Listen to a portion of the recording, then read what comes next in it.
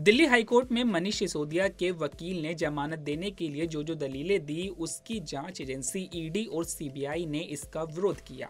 हालांकि कोर्ट ने दोनों पक्षों की दलीलें सुनने के बाद फैसला तो सुरक्षित रख लिया। वहीं हाईकोर्ट में सिसोदिया की ओर से वकील दयान कृष्णन ने दलील दी कि इस केस में सीबीआई और ईडी की ओर से दोनों दर्ज केस में जांच जारी है। अभी तक आरोपियों की गिरफ्तारी हो रही है, ट्रायल अभी तक शुरू नहीं हो पाया है। जबकि जांच एजेंसी की ओर से सुप्रीम कोर्ट को आश्वस्त किया गया था कि ट्रायल 6 से 8 महीने में पूरा हो जाएगा। हाईकोर्ट में सिसोदिया के वकील ने कहा कि कानूनी प्रक्रियाओं को नजरअंदाज कर स्पीडी ट्रायल को नजरअंदाज नहीं किया जा सकता है। कोर्ट को यह देखना चाहिए कि क्या सिसोदिया ने जानबूझकर मुकदमे में देरी की है। जब जांच अभी भी जारी है तो इस मुकदमे के शीघ्र निष्कर्ष का सवाल ही कहां है। क्या ऐसा है कि हम सभी तिहाड़ जेल में बैठे हैं और ट्रायल में देरी करने की योजना बना रहे हैं।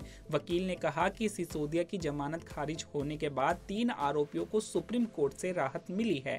ईडी मामले में बिनोय बाबू, ईडी मामले में संजय सिंह और हाल ही में अरविंद केजरीवाल को जहां तक मेरे भागने का सवाल है तो कोई खतरा नहीं है। मैं 14.5 महीने से हिरासत में हूं।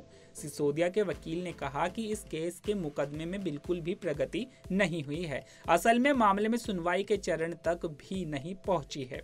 सिसोदिया की ओर से पेश वकील ने ट्रायल में देरी के लिए आरोपियों को जिम्मेदार ठहराने के ट्रायल कोर्ट के निष्कर्ष पर सवाल उठाया है।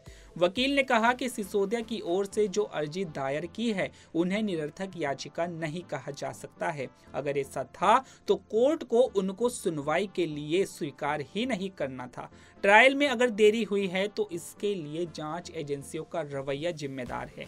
जांच एजेंसी की ओर से पेश वकील जोएब हुसैन ने कोर्ट को बताया कि हम इस केस में आम आदमी पार्टी को आरोपी बनाएंगे। इसको लेकर सप्लीमेंट्री चार्जशीट दाखिल की जाएगी। सिसोदिया के वकील मोहित माथुर ने कहा कि ईडी और सीबीआई ने अदालत को भरोसा दिया था कि वह 6 से 8 महीने में ट्रायल पूरा कर लेंगे, लेकिन उन्होंने ऐसा कुछ भी नहीं किया है जिससे ये लगे कि 6 से 8 महीने में मुकदमा पूरा हो सकेगा। वहीं ईडी ने हाईकोर्ट में दलील दी कि ट्रायल में देरी जमानत याचिका पर विचार करने का एकमात्र आधार नहीं हो सकता है। सुप्रीम कोर्ट ने कहीं ऐसा नहीं कहा कि ट्रायल कोर्ट सिर्फ इसी आधार पर सिसोदिया की जमानत अर्जी पर विचार करेगा या फिर केस की मेरिट पर विचार नहीं करेगा।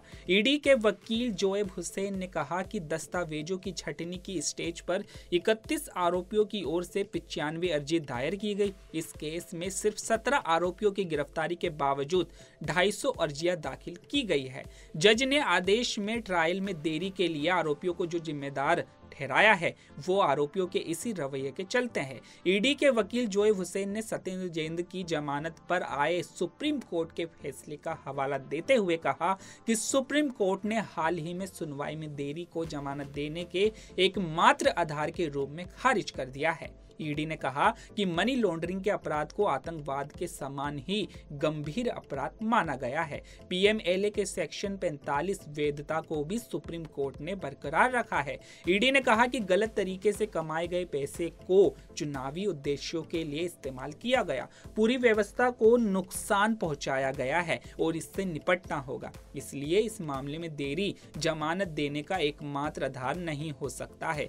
वहीं सीबीआई के वकील ने कहा कि सिसोदिया पावरफुल व्यक्ति है, वह सबूतों से छेड़छाड़ कर सकते हैं। उनकी पार्टी सत्ता में है, वे नौकरशाहों पर दबाव बना सकते हैं। सिसोदिया के वकील मोहित माथुर ने कहा कि एक दूसरी कोर्ट में यह तर्क दिया गया है कि आप सरकार नहीं है, एलजी सरकार है।